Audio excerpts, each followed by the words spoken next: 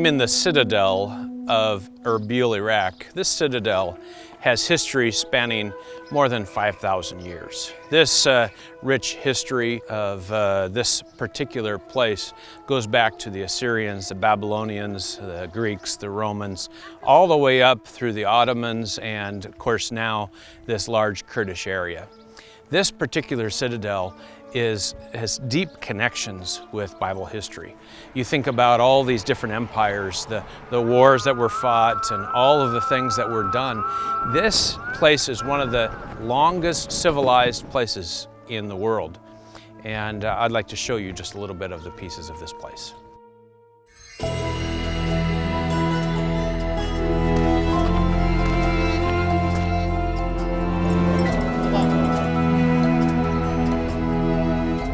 As I'm here in the Erbilu Citadel, I'm reminded of all those important biblical time periods, very significant throughout the Bible.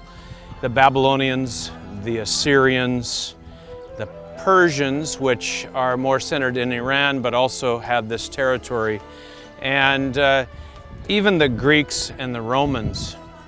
Not to forget, though, the Kurds. The Medes of the Medo-Persian Empire, their descendants are the Kurds, which are here in this area today. So the Kurds see a direct connection with the Medo-Persian Empire.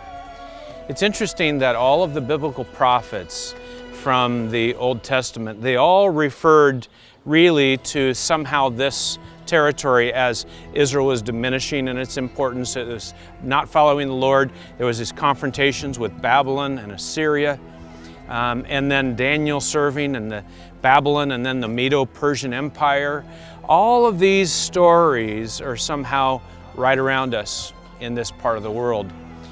If you look at the essence of those prophecies, those prophets, there was some main concerns of them. One is that people should follow God, and that really the prophets were confronting God's people, that they should repent, turn towards Him, and follow Him.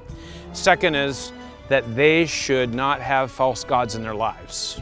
And the third, they should be fair, kind, and just to other people. Social welfare was extremely important to God in these prophets. I think we can take that advice seriously for ourselves. We can be humble and repentant.